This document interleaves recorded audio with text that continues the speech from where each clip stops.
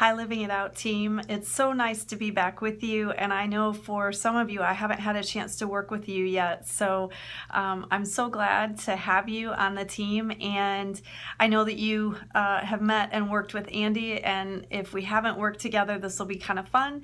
And if we have, it's kind of fun to be back. So Andy is in Los Angeles this week and working on some pieces of his education. So super excited for him. And we have a great opportunity this coming week with Ben talking about discovering inspiration. So we are still in the summer concert series, and this particular message will actually be done by video and from South Haven, where he and his family are vacationing. So really cool setup, and it's going to be neat because, as you're going to see, he's really going to be talking quite a bit about how God is revealed in creation, or at least that's one part of his talk. And so I wanted to dive into the outline and talk a little bit about that piece of it, and just sort of walk you through the days. And as I'm scrolling here on Monday, I'll be doing Monday. It'll be a typical kind of recap of the message. And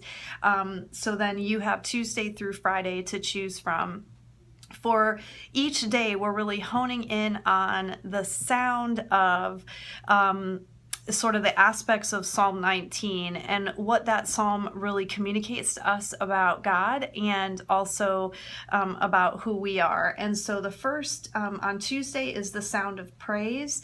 This piece is particularly about creation and nature, and how God really reveals himself through that. You'll notice I included a link that is very heavy. There's a lot of content, so it's not meant to overwhelm you, but it's just meant to be just a place where you could get some ideas about where to go. You really can only sort of choose one, but it's at least just a great resource to be able to do that from.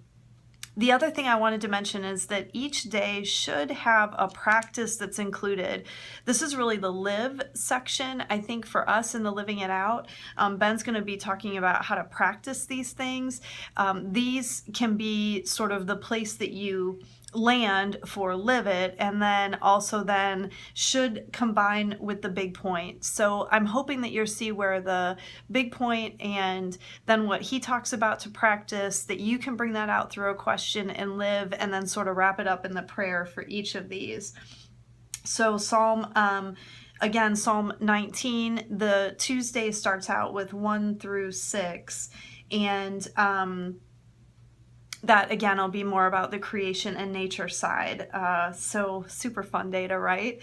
On Wednesday is called The Sound of Perspective, and this really looks at verses 7 through 11 of the same Psalm 19.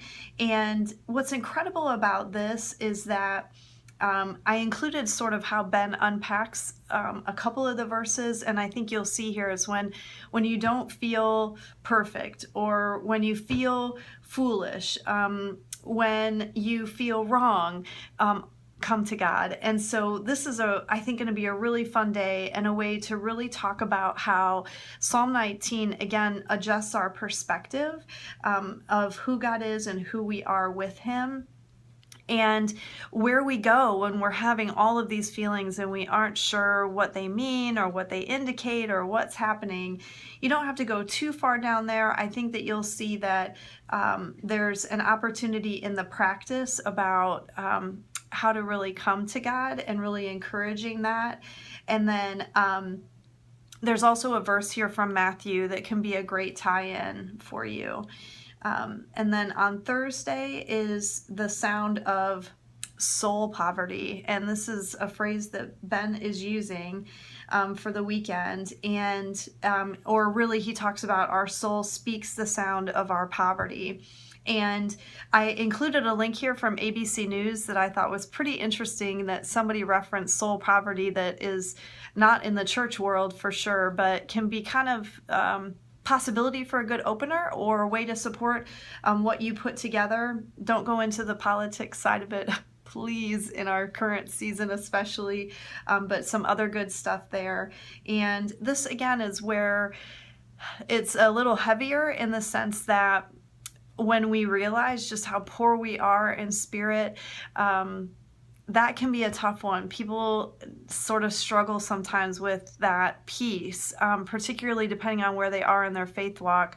But at the same time, I love how the tie into Matthew 5:3, where Jesus said, "Blessed are the poor in spirit, for they will see God." So I think that's a really cool place to land. And this is the one where the practice piece you can also pay attention to. For Friday, this is what sound does God want to hear? And it's really our honesty. So you'll notice that I included some bullet points there, just some things that I had pulled from a Right Now Media video that I watched, along with some points of Ben's. Please use your own words and use that however is best for you. But the practice is just honesty to God in all things, because He intends to change how we feel.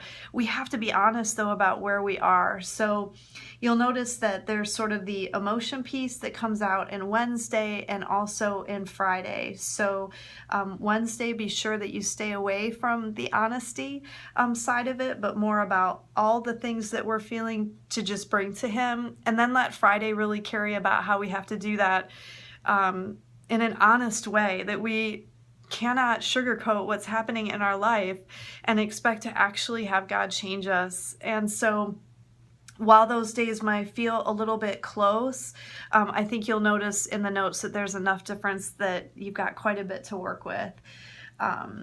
Okay, I'm trying to think if there's anything else. I think that's it. So I hope that you enjoy writing this week. Remember that the deadline is tomorrow morning at 9 o'clock. And so if you can submit to me, I'll be sure and take care of and get content edit handled. Andy might actually be doing that for us from LA this week.